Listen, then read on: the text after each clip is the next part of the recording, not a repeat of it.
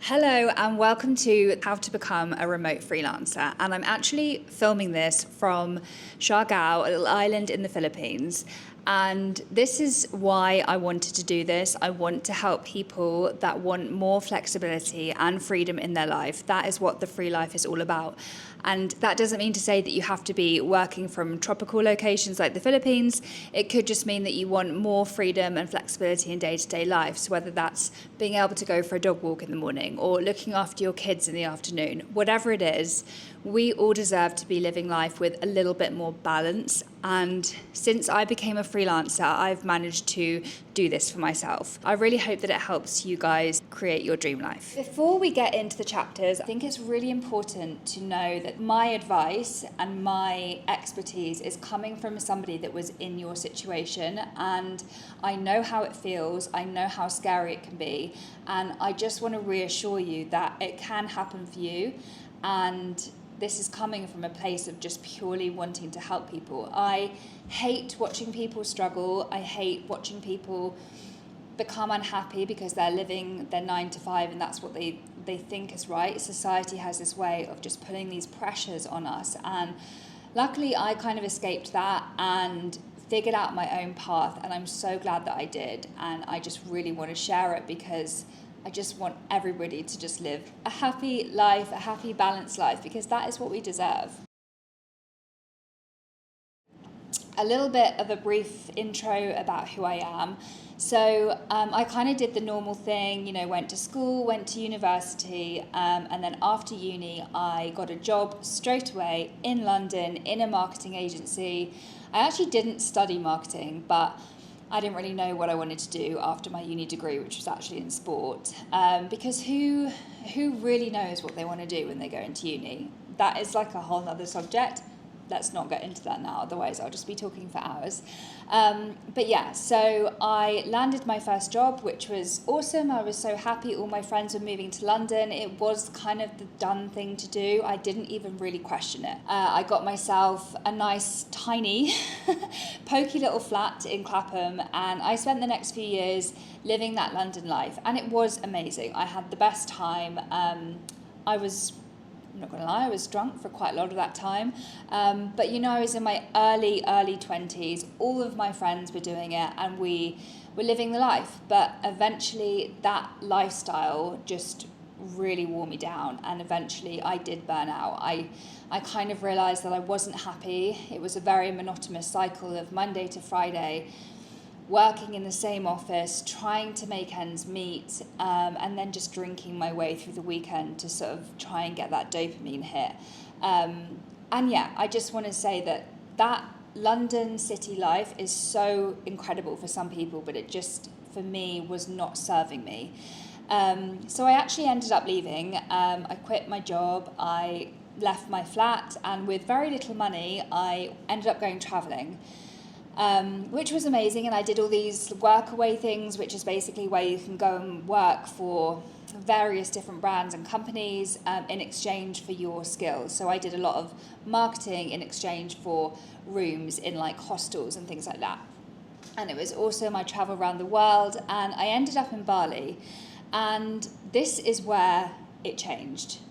This was actually in 2015, so when you're thinking of Bali now, you're probably thinking of somewhere completely different to what I experienced, but still it was people on their laptops working from these cute vibey cafes, and I just thought, this is what I want to do. Like, I need to make this my life. Everybody looks so happy, and yeah, I don't want to be stuck in an office. So I basically decided there and then, I'm going to make this happen. I registered myself as self-employed in the UK.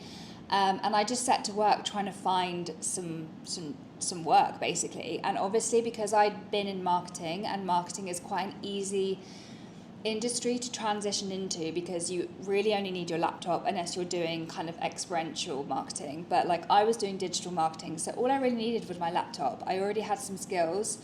So I got to work building a very, very basic website. I am no means a coder, but I think back then I might have used something different. Now I use Squarespace. It's very, very simple to use. I will get into that in the other chapter. And yeah, I managed to get my first gig. It paid very, very badly, but luckily living in Bali then, it was really, really cheap.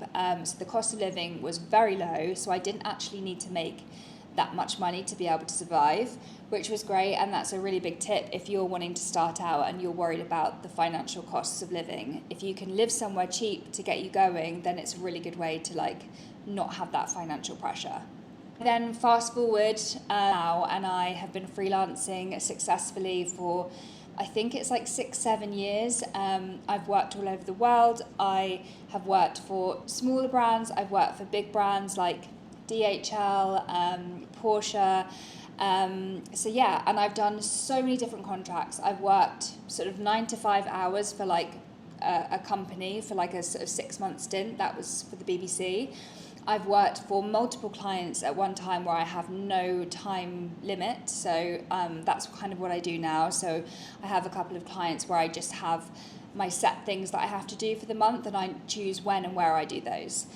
So yeah, you could say that I have got the experience and the knowledge to be able to tell people how to get your freelancing business off the ground. And I am so grateful that I decided to do this, because it has not only allowed me to work from Bali, Sri Lanka, Europe. I lived in my van for 3 years and I traveled around Europe and the UK, and I was able to work as I did that.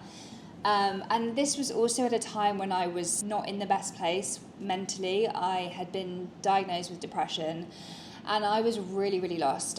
So to be able to travel in my van whilst I worked was just amazing, and that like was a game changer. Like I managed to figure stuff out and got through the depression and became even happier. So yeah, it's opened the door for so many things other than just being able to remotely. Like I am so much happier. I have so many more hobbies because I just have more time.